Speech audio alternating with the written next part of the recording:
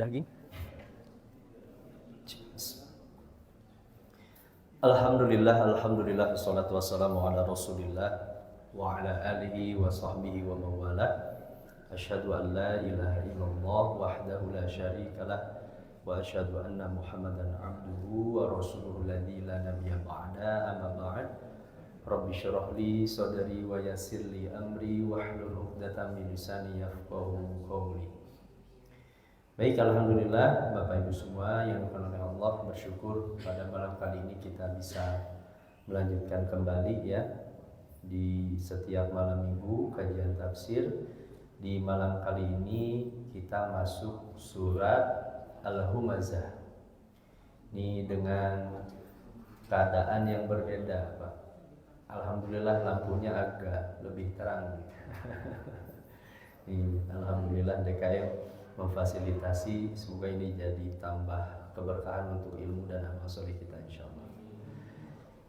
Kita baca seperti biasa tilawah bersama-sama surat Al-Humazah ayat pertama sampai ke-9 hadirin. Baik. A'udzu billahi minasy syaithanir rajim.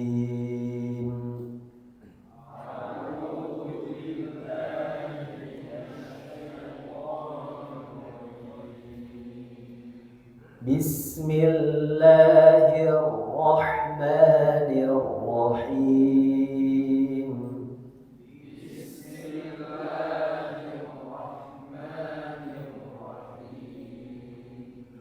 Wailul likulli humazatin lumazah.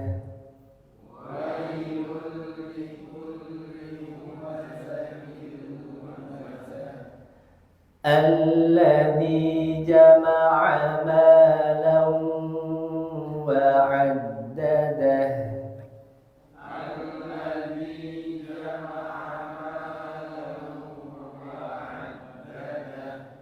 Yahsabu anna malahu akhladah.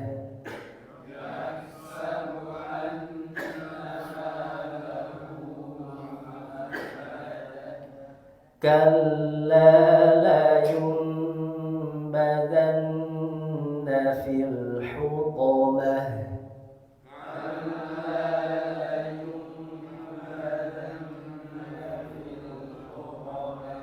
Wa ma adraka mal hutamah.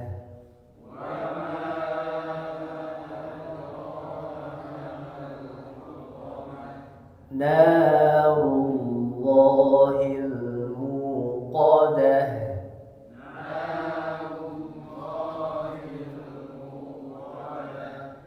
Allati tattali'u 'alal afidah.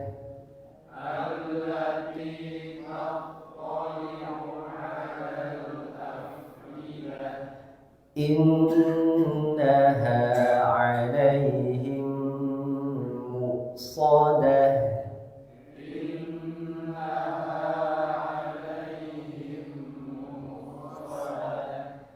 Fi 'amadin mumaddadah.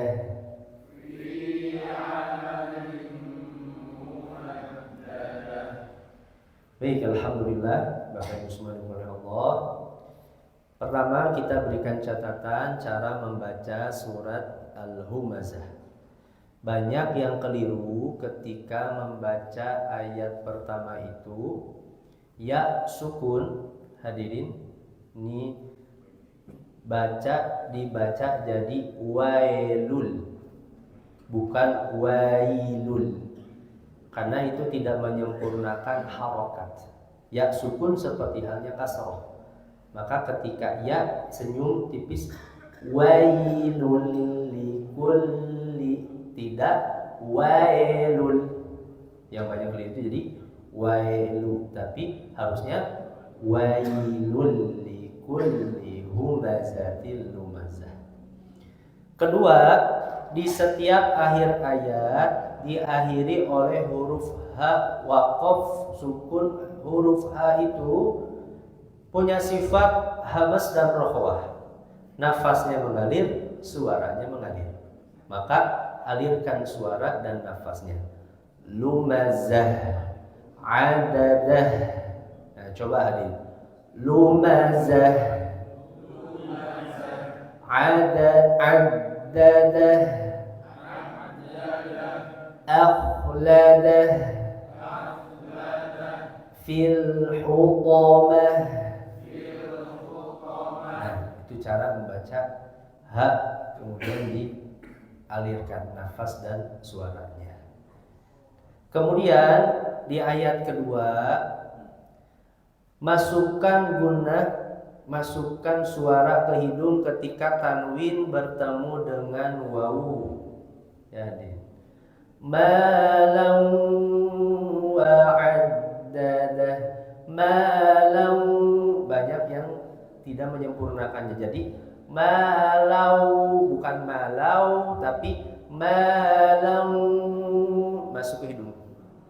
Jadi ke hidung guna. Nah, itu cara membaca ayat kedua. Cukup 3 catatan saja hadirin. Nih, praktikan wai, kemudian ha sukun, lumazah, addadah, kemudian ketika tanwin menggunakan wawu masukkan suara ke hidung. Malam. Nah, ini cara membacanya. Baik, hadirin fillah rahimakumullah. Surat Al-Humazah seperti halnya namanya, Al-Humazah itu artinya seorang pengumpat, pencela. Al-Humazah. Dalam bahasa Arab, hadirin, sebenarnya orang yang melakukan sesuatu itu cukup dengan bentuk pola fa'ilun, hamizun. Hamazah kata kerjanya mencela. Itu kalau orang yang mencela cukup hamizun, lamizun. Tapi kalau ada bentuk kata dalam bahasa Arab bentuknya fu'alah, seperti humazah, lumazah. Orang Arab itu sering menggunakan kata ini bagi orang yang sangat sering melakukan itu. Humazah, para pencela, disebut humazah karena mereka begitu sering mencela orang lain. Mereka senang sekali merendahkan orang lain, mengumpat orang lain, menghina orang lain. Makanya dinamakan humazah, lumazah. Nanti kita akan lihat apa bedanya humazah dengan lumazah. Ayat yang pertama, wailul likulli humazah. Kalau dalam Al-Quran ada kalimat wail, seperti surat Al-Mutaffifin misalnya, wailul lil mutaffifin. Ada yang mengatakan, beberapa tafsir, wail itu nama satu lembah di dalam neraka jahanam, namanya wail. Tapi wail juga itu digunakan, hadirin, lafaz yang digunakan untuk mencela dan menunjukkan bahwa perbuatan itu akan menurunkan siksa kebinasaan. Wailul likulli humazah, celaka, kebinasaan bagi setiap orang-orang yang mencela, mengumpat. Itu yang dimaksud dengan kata wail. Jadi ini ancaman dari Allah Azza wa Jalla kepada orang-orang yang hadirin Bapak Ibu semua, sikapnya tidak terjaga, lisannya tidak terjaga, senang menghina orang lain. Apa bedanya humazah dan lumazah? Sebenarnya banyak tafsiran para ulama, tapi saya ambil saja di antara satu pendapat. Ini dalam kitab Tafsir Al-Wasit karya Syekh Tantawi, kata beliau, al-humazah itu alladzi yu'ibuka fil ghaib. Orang yang mencela kita ketika kita tidak ada. Ada apa? Orang di depan baik, tapi di belakang kita merendahkan kita, menghina kita. Itu namanya humazah. Orang yang mencela orang lain tapi tidak di depannya secara langsung, itu namanya humazah. Orang yang menggibah keburukan, mencela, menghina tapi tidak di hadapan, itu namanya humazah. Kalau lumazah sebaliknya. Alladzi yu'ibuka fil wajhi, orang-orang yang mencela di hadapan secara langsung. Orang yang merendahkan, menghina itu di depan secara langsung itu lumazah. Nah, ini bedanya. Kalau humazah, celaka orang-orang yang dia menghinanya tidak langsung di hadapan ketika orangnya tidak ada, atau bahkan tentu di hadapannya secara langsung. Ini diancam oleh Allah Azza wa Jalla dengan kecelakaan. Hadirin ikhwati iman, nah ini lumazah dan humazah ini seperti tadi. Ini menunjukkan sifat-sifat yang jelek sekali, adatun mutaassilatun. Jadi sifat yang bukan sifat sementara, tapi sifatnya memang sudah mengakar dalam dirinya. Ini disebut lumazah humazah itu karena sifatnya sudah mengakar di dalam dirinya. Dia senang sekali menghina, mencela orang lain. Ini siksaan yang keras. Nah, ini kata lumazah. Seperti contoh hadirin, kata dohika, tertawa. Orang yang tertawa dohikun. Tapi kalau dibentuk polanya fu'alah seperti lumazah, humazah atau duhakah, nah itu berarti orang nuloba seri pas seserian wae. Itu namanya bahasa Arabnya duhakah. Orang yang tersenyum, tertawa itu namanya dohik. Tapi kalau dia seserian wae kabugaweuna teh, itu namanya duhakah. Bahasa Arab menggunakan bentuknya pola fu'alah. Nah, kemudian mengapa mereka senang mencela, mengumpat orang lain? Nah, para ulama tafsir menjelaskan ayat selanjutnya menjadi sebab kenapa mereka senang menghina orang lain, merendahkan orang lain. Alladzi jama'a malan wa'addadah, yaitu orang yang mengumpulkan harta dan menghitung-hitungnya. Nah, hadirin Bapak Ibu semua, sebenarnya kita mengumpulkan harta itu tidak tercela secara syariat selama dikeluarkan haknya. Dikeluarkan haknya itu adalah dikeluarkan zakatnya, Mbak. Itu tidak tercela. Tapi ketika seorang mengumpulkan harta semata-mata karena zat hartanya, ini kata para ulama, dia mengumpulkan harta semata-mata karena zat hartanya. Kenapa? Karena biasanya seorang ketika diberikan banyak harta, itu tabiat manusia itu dia akan angkuh, sombong, tinggi hati kepada orang-orang yang di bawahnya. Karena banyak harta itulah kemudian hadirin seorang tergelincir merendahkan orang lain, menghina orang lain, mencela orang lain. Nah, ini kata Syekh Tontowi, beliau mengatakan adzabun wa halakun likulli insan mukthirun minat ta'ni fi a'radin nas. Siksaan, azab bagi setiap orang yang banyak mencela kehormatan orang lain. Wa min sifatihi adzamimah, di antara sifat-sifatnya yang tercela, annahu fa'ala dzalika bisababi annahu jama'a malan katsira, disebabkan karena dia menghimpun harta yang banyak, wa anfaqal awqati tawila fi addihi maratan ba'da ukhra, bahkan dia menghabiskan waktu-waktunya yang panjang untuk menghitung hartanya semata. Karena kegilaan terhadap harta, kemudian dia melihat orang yang di bawah dirinya, yang mungkin hartanya di bawah dirinya, dia anggap cela, hina, rendah, Bapak Ibu semua. Tapi tadi hadirin Bapak Ibu semua, ini karena semata-mata harta. Saya ulangi lagi di pembahasan sebelumnya. Dalam syariat kita tidak terlarang seorang itu memiliki harta yang banyak, semisal halnya di antara 10 sahabat yang dijanjikan masuk surga oleh Allah Azza wa Jalla, itu adalah orang-orang yang banyak hartanya. Orang yang banyak hartanya. Kemarinnya ketika kajian Ahad saya contohkan Utsman bin Affan, andaikan beliau mensedekahkan 1000 tunggangan kuda untuk perang Tabuk, andaikan kita rupiahkan 1 ekor kuda itu kira-kira Bapak Ibu semua berapa harganya, Bu? satu ekor kuda hari ini? Mungkin anggap saja 30 sampai 50 juta rupiah. Tapi kan 30 juta geno pewot, Pak. Anggap saja misalnya 50 juta untuk satu ekor kuda. 50 juta dikali 1000 berarti untuk perang Tabuk saja Utsman bin Affan mengeluarkan harta kurang lebih 50 miliar di perang Tabuk. 50 miliar. Tidak terlarang hadirin, selama haknya ditunaikan dengan baik. Nah, alladzi jama'a malan wa 'addadah. Ujian yang Allah berikan kepada orang yang dianugerahkan kelebihan harta, jabatan, bahkan hadirin termasuk ilmu, Pak. Ini jangan punya anggapan terkhusus para mahasiswa, ya, mahasantri ketika suatu waktu nanti sudah pintar baca kitab, sudah banyak ilmunya, sudah banyak mengkhatamkan kitab, seolah-olah kemudian beres, hadirin. Enggak.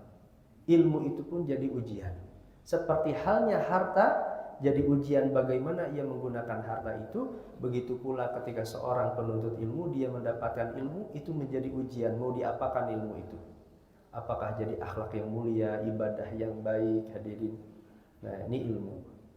Alladzi jama'a malan wa 'addadah. Kemudian ayat ketiga, yahsabu annama lahu akhladah. Ia mengira bahwasannya harta itu mengkekalkannya. Ia menganggap sumber kebahagiaan, kehormatan, kemuliaan itu berada pada dalam harta, hadirin. Hadirin Bapak Ibu semua, ini kata Syekh An-Nabulsi. Andaikan wujud cinta Allah itu berada dalam harta, andaikan kasih sayang Allah itu berada dalam harta, seharusnya Fir'aun dan Qarun itu adalah orang yang paling dicintai oleh Allah. Andaikan kekayaan itu adalah sebagai sumber kebahagiaan dan kasih sayang Allah, tapi justru kekayaan yang banyak dimiliki oleh Fir'aun dan Qarun, hadirin, justru bukan mendapatkan hadirnya kasih sayang, tapi murka Allah. Bukan semata-mata dalam kekayaannya. Nah, dia mengira bahwa harta itulah yang akan menjadi sumber kemuliaannya. Ini kata Muhammad Abduh, beliau menjelaskan, annalladzi yahmilu hadzal humazah al-lumazah 'alal hatti min aqdaril nas. Bahwasanya orang yang mendorong, mencela, mengumpat kedudukan kehormatan orang-orang, huwa jama'ahul mal, karena dia menghitung harta, hadirin, mengumpulkannya. Fakullama nadhara ila kathrati ma 'indahu minhu, setiap kali dia melihat dia punya banyak harta itu, intafakha wa dhanna annahu min rif'atil makanah. Ketika seorang punya harta, dia punya anggapan, hadirin, dia sedang berada dalam kedudukan yang mulia. Belum tentu. Begitu pula seperti halnya seorang memiliki ilmu yang tinggi, belum tentu dia punya kemuliaan di sisi Allah sampai ilmu itu bermanfaat untuk akhlak dan amal solihnya. Hadirin, ilmu yang tinggi belum tentu jadi kebaikan. Makanya kata Abdullah bin Mas'ud, laisal ilmu bi kathratil hadis. Yang disebut dengan ilmu itu bukan banyaknya menghafal hadis, mempelajari hadis. Innamal ilmu bi khasyatillah. Yang disebut dengan ilmu itu semakin takutnya kepada Allah, semakin bersih dari dosa, semakin jauh dari maksiat, semakin takut kepada Allah. Takaran kemuliaannya sih. Begitu pula dari harta, bukan takaran kemuliaan itu harta yang banyak di sisi Allah, tapi dari mana harta itu menambah amal solih, rasa takut kepada Allah bertambah, rasa syukur bertambah, ketaatan kepada Allah, semakin tunduk kepada Allah. Harta itu harus menjadi sumber kebahagiaan dengan wasilah tadi amal soleh itu. Kemudian kata beliau, wa yadhunnu anna min indahu ma indahu minal mal qad hafidha lahu hayatah. Ia mengira, hadirin, harta yang dimiliki itu menjaga kehidupannya. Fahuwa la yufariquha ila hayat.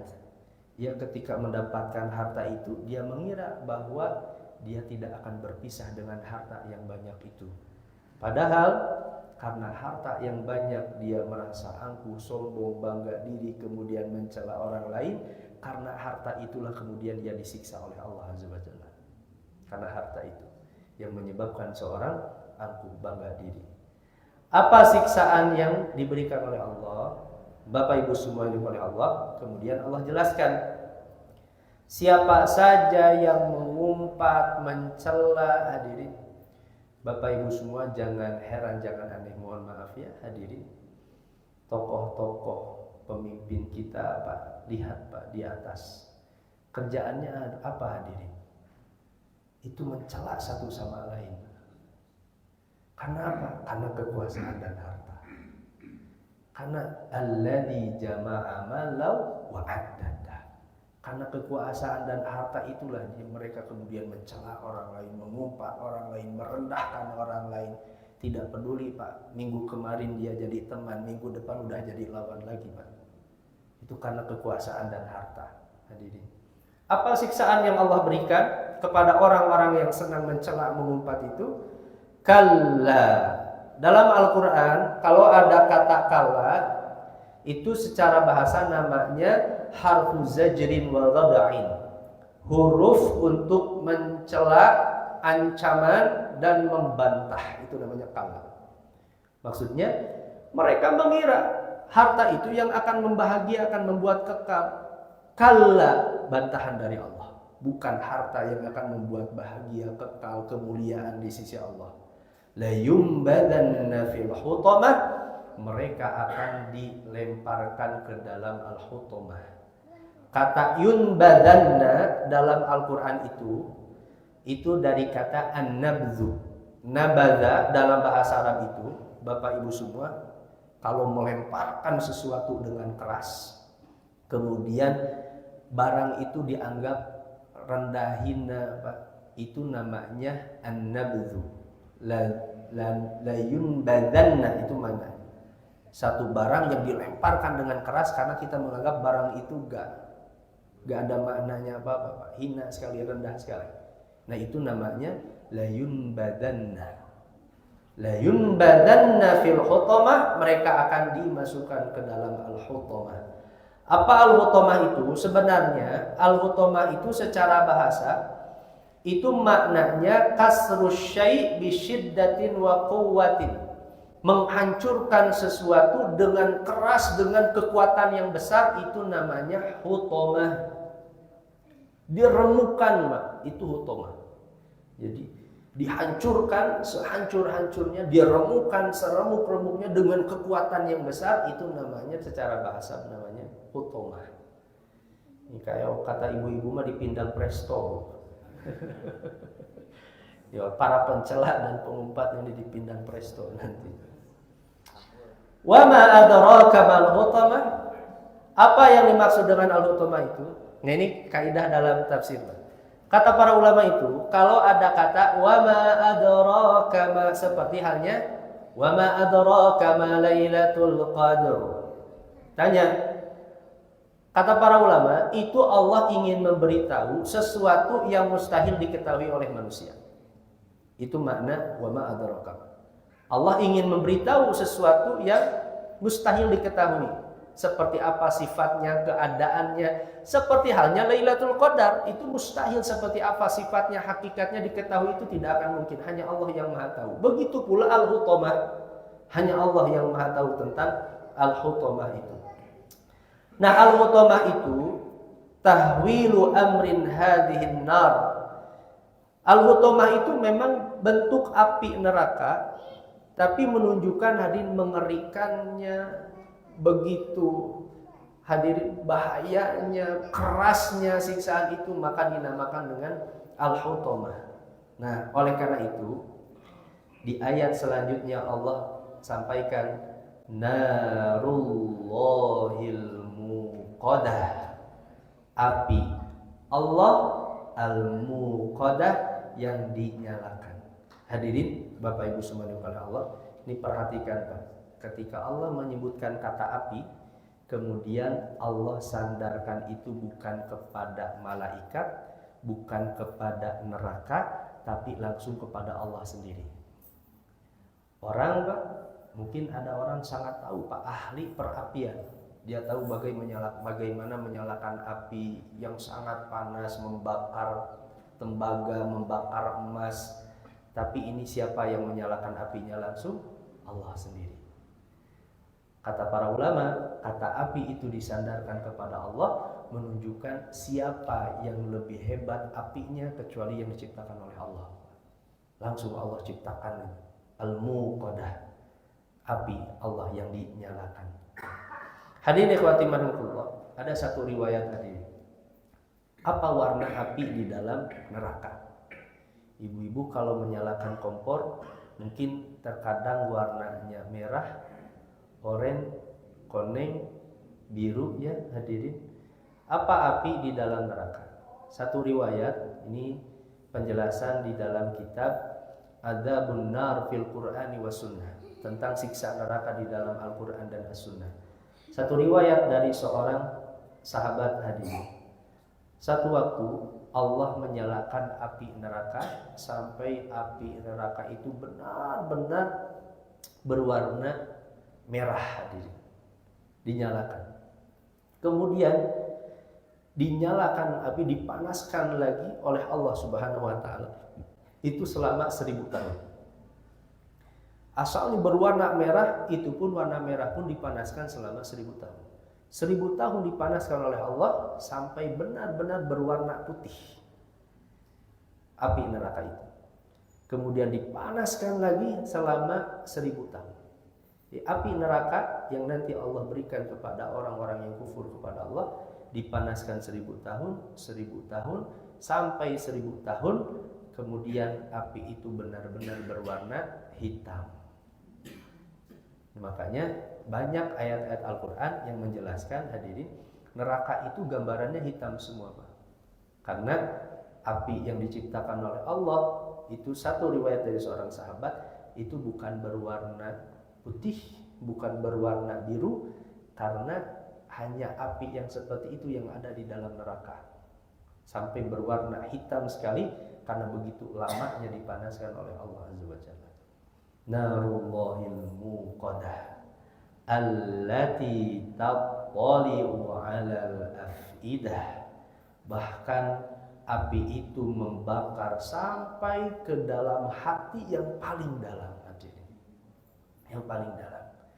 Kenapa kata para ulama api ini membakar ke dalam hati? Ini menunjukkan orang-orang yang kufur kepada Allah, orang-orang yang bermaksiat kepada Allah, hatinya sangat kotor sekali hadirin. Yang terlihat Pak, tampak lahirnya, mungkin pakaiannya bagus, berdasi, hadirin, rapi, wangi, hadirin. Tapi di dalam hatinya begitu kotor, maka Allah bakar sampai ke dalam yang paling hatinya. Karena jelek hatinya kekufuran, jelek akhlaknya, jelek amalnya, jelek akidahnya, maka dibakar sampai ke dalam hati yang paling terdalam sekalipun dibakar oleh Allah Azza wa Jalla. Allati tattali'u 'alal afidah innaha 'alaihim muqsadah fi 'amadin mumaddadah.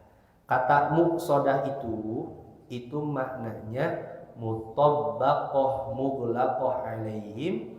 Kalau orang Arab mengunci satu pintu sampai orang yang di dalam tidak bisa keluar lagi, itu namanya muqsadah. Mereka dibakar seperti itu sampai ke dalam hati, sangat panas, dilemparkan begitu keras hadirin. Di satu ruangan mereka gak bisa keluar dari sana. Inna alaihim muqsadah fi amadim mumaddadah. Dan mereka berada di tiang-tiang yang ditancapkan, yang dibentangkan. Dari pintu api neraka itu nanti ada tiang-tiang untuk menggantung orang-orang yang senang mencela, mengumpat, merendahkan orang lain. Anna hadhihi nar, ini 4 sifat neraka yang dijelaskan oleh Allah Azza wa Jalla hadirin. Nah ini, pertama, api itu sangat panas karena diciptakan langsung oleh Allah sendiri. Kedua, membakarnya bahkan sampai ke dalam hati yang paling terdalam. Kemudian yang ketiga, mereka itu dikunci, tidak bisa keluar dari api itu. Dan yang keempat, mereka digantung di dalam di tiang-tiang hadirin. Nah, Bapak Ibu semua dimuliakan Allah, apa yang bisa kita dapatkan dari surat Al-Humazah ini? Pertama, hadirin, ini kebinasaan bagi para pencela. Kedua, hati-hati ketika Allah berikan keluasan harta, rezeki, bukan karena hartanya, Pak, tapi karena harta itu yang kemudian melahirkan keangkuhan dan kelalaian. Karena angkuh, sombong, lalai dari taat kepada Allah itu, bukan karena hartanya, Bapak Ibu semua. Nah, ketiga, yang terakhir, harta tidak menentukan kemuliaan seseorang, tapi karena amal solihnya. Seperti halnya tadi, ilmu, Pak, bukan semata-mata ilmu. Hadirin, bukankah orang di antara yang nanti yang pertama diseret ke dalam api neraka itu para penghafal Quran, hadirin? Para penghafal Quran diseret mukanya oleh Allah, ditanya oleh Allah, untuk siapa kamu menghafal Quran, membaca Al-Quran ketika di dunia? Untukmu ya Allah, kadzabta, bohong kau, diseret mukanya oleh Allah ke dalam neraka. Mereka bukan orang biasa, hadirin. Orang yang sering pentas untuk membaca Al-Quran, tiap acara membaca, mengisi acara, hadirin. Tapi diseret oleh Allah, bukan karena mata-mata ilmunya, tapi rasa takutnya kepada Allah, amal solihnya yang jadi penentu keselamatannya. Dan yang terakhir, ini gambaran siksa api neraka yang sangat mengerikan di dalam surat Al-Humazah yang Allah akan berikan kepada siapa saja yang bermaksiat kepada Allah, menentang perintah Allah, hadirin, mengganggu orang-orang, menghina orang-orang. Ini siksa yang besar bagi mereka. Wallahu a'lamu bishawab. Hanya itu mungkin pada malam kali ini. Alhamdulillah, Bapak Ibu semua, sekaligus informasi insyaallah malam ini para mahasantri akan mabit, Pak, di masjid sekaligus nanti sholat berjamaah. Ini sholat tahajud berjamaah malam. Ini bapak-bapak yang mau ikut, insyaallah kita mulai 2:30, Pak. Kita mulai setengah juz saja dulu. Tadinya mau sajuz yang bisi rewas kan, Pak. Udah lama mulai Ramadan kan. Sama Ustaz Syahrinal bisi lupa di sajuz teh kumaha strategi. Nah, mungkin malam ini insyaallah mungkin dari 2:30. Nah, bapak-bapak yang mungkin nanti bangun ingin hadir untuk sholat tahajud berjamaah, insyaallah boleh hadir bersama-sama. Dan ba'da isya'nya insyaallah ngaraliwat bili anu lapar hayang sareng ngaliwat sareng mahasiswa mangga, insyaallah sudah disediakan nanti ba'da isya, insyaallah. Baik, hanya itu hadirin Bapak Ibu subhanahu Allah, hanya itu pada malam ini, semoga bermanfaat untuk kita semua.